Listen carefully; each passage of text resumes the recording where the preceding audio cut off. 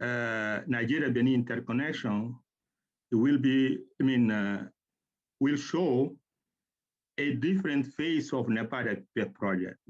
As you can see, this project is aiming to interconnect Nigeria to Benin electricity system. That the aim is to interconnect basically the planned substation in Ajengulo in Nigeria to that of substation of Animbolo in Benin on the north.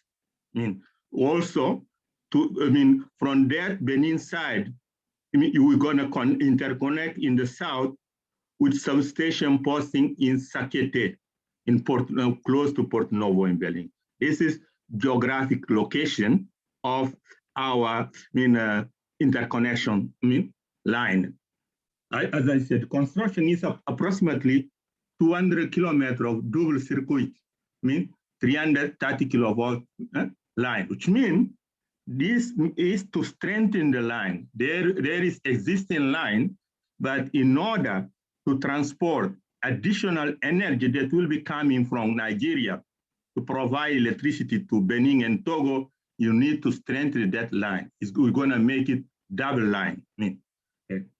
Extension of construction of new high voltage substation in Erunkan, and construction of new high voltage substation in Benin, which means both in Nigeria and in Benin side. Objective also is to install SCADA and a Fibre Optic system. The project strategic importance is the development of integrated West African towards the creation of unified, which means this project will contribute to integrate all the transmission line that West African Power Pool is trying to put together in the region. The activity covered by feasibility study, the study is feasibility, and then consultants supposed to produce functional bidding document, line route, and then environmental social impact assessment study.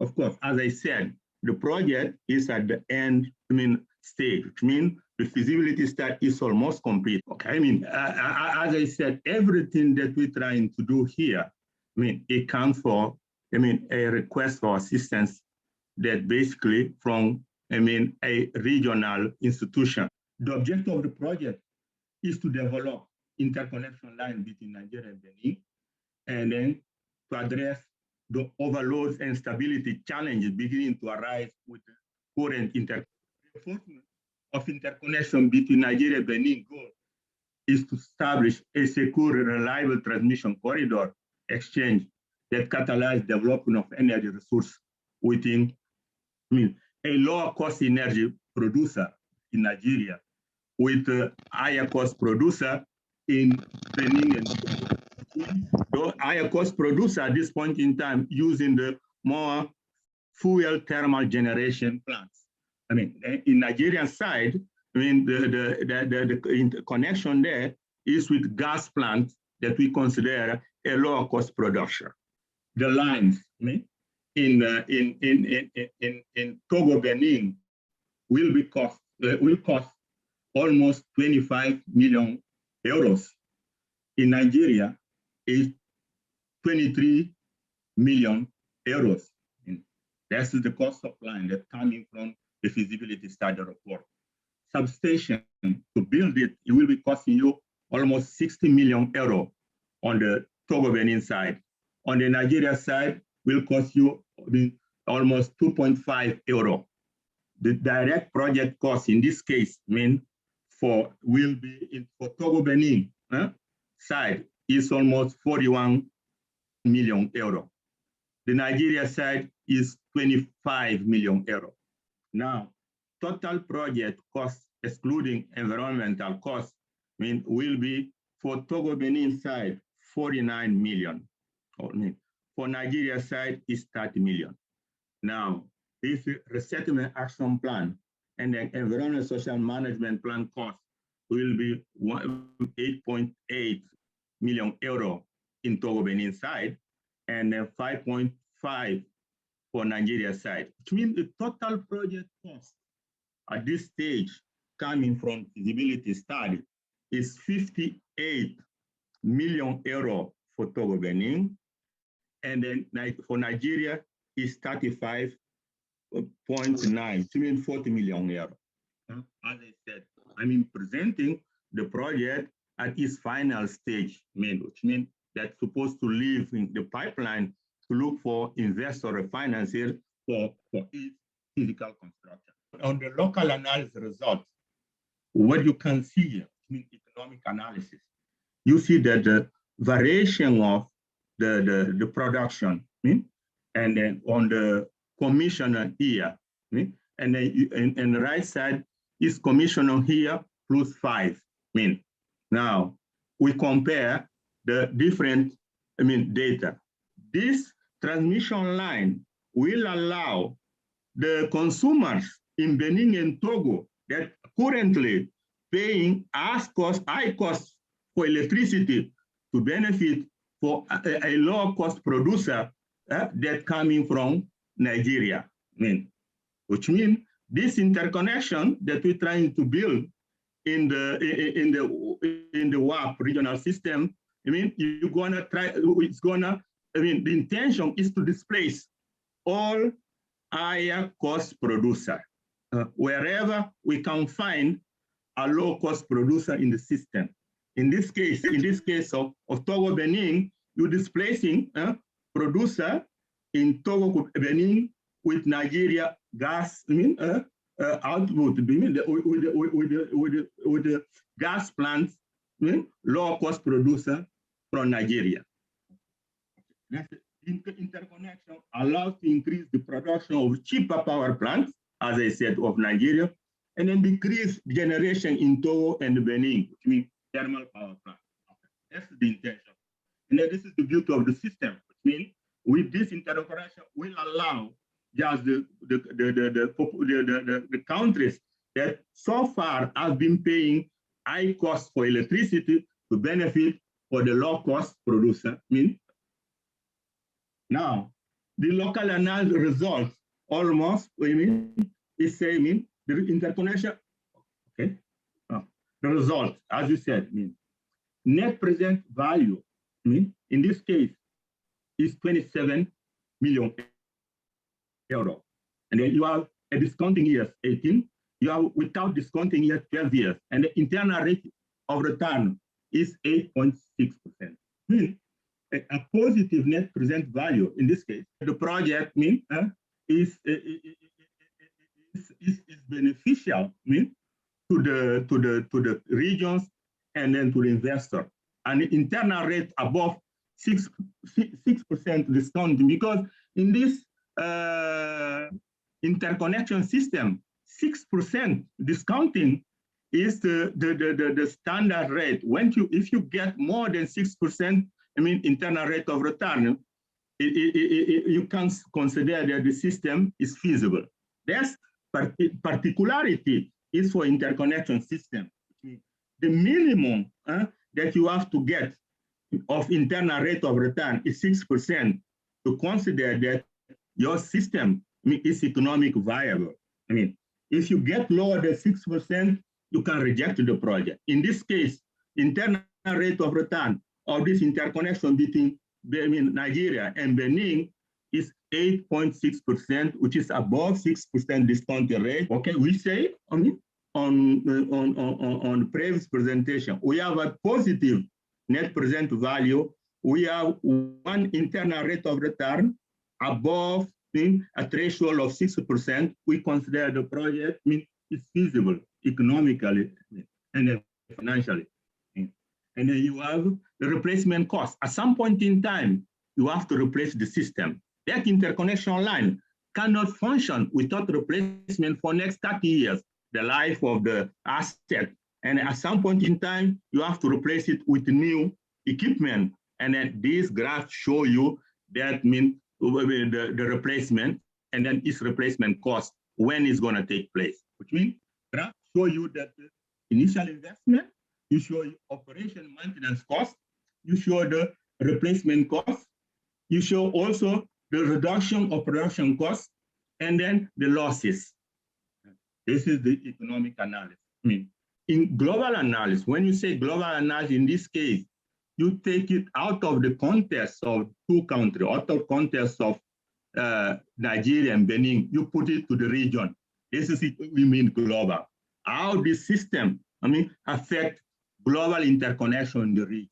One, the system that WAPP put, I mean, this is, you see the numbers over there, I mean how this will have its own effect. I mean, you have the commission year, and then commission year plus 5 after 5 years. You see the flux negative, positive is the influence of this new interconnection in overall West African power pool, I mean, interconnection system. Because when we say local analysis, it will reflect basically Nigeria and then Benin and Togo. Now, when you say global analysis, you reflect mean all West African power pool system. And then you see the cost variation numbers, I mean, in commission year, and then commission year plus 5, I mean, and then you see also variation of basically of all this information you have, I mean. Then we're gonna have, I mean, in global analysis, a net present value of 367 million euro, with discounting years 5, and then with discounting of years also, I mean, without discounting 5. And then we have an internal rate of return for a global analysis, which means this Nigeria-Benin interconnection is influenced in overall, WAPP, system.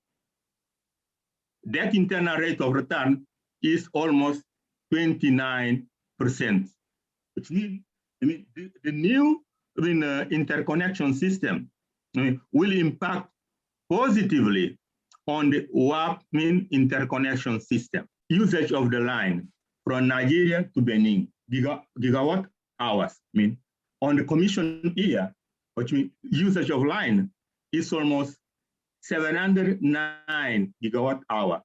On commission year plus 5, on 5 years after the commission, that gigawatt hour will be reduced to 663. On flux Benin, Nigeria, the usage of the line now in commission year is 145 or 49. From commission year to year 5, that one will be reduced to 28.6. What that means? That means that basically this computation show you that as the line will transporting energy from Nigeria to Benin and Togo, you're gonna have the low cost production is entering in the system. The higher cost producer will be leaving the system, which means on year 5, as you can see, Benin, Nigeria, importation from Benin to Nigeria is going to be only 28 gigawatt hour. In commission year, that number is almost 150. Commission year plus 5 is going to reduce it to almost 28, which means, as we said, the high cost producer will be shutting down, will be replaced by low cost producer. The number show you that, which means total gigawatt hour, in commission year is 858, and then in commission year plus 5, will be reduced to 692. As I said, we're trying to replace the high cost producer from Togo to Benin to a low cost producer that that coming from Nigeria. The number is supporting this conclusion. The project is profitable for the society at local level. and then the increase of low-cost production of Nigeria, as he said, and then decrease of higher-cost producer from Togo, Benin. And then looking at global level, which means regional level, where West African power pool system, additional benefit can be expected. The minimal transmission fee is around 13.5, which means 14 francs CFA per kilowatt hour. It's a minimum transmission fee for this. This is for the local level analysis. That equivalent from Ajengulo, Nigeria, to Animbolo in Benin. The first package is almost 26, will cost 27.6 million euro. For the line component, which means Animbolo, that is the Benin side on the north to Sakete, Benin side on the south, the offline is 20.7 million euro. For the transmission, for the substation, that 330 kilowatt extension, Ajingala substation is 2.3 million euro in Nigeria. For Onimbolo substation, which is in Benin side, will cost 13.4 million euro. And then for the extension of Sakete substation, which is on the south side of Benin, is 2.4 million. This is the cost package for the contracts for the work. As I said, the project is leaving NEPA PPF portfolio, is going for construction. We're looking now for financier and investor to build in the system. That's why basically you have this information about the cost of the different work package. This one, you see the WAPP, you have the Burkina Faso, Niger on the side, and then you have Togo, Benin, Nigeria. This is the system that it should be connected to our this new Benin Togo transmission line that we're trying to put together, because it will contribute in the global and WAPP system of interconnection of electricity system of different countries.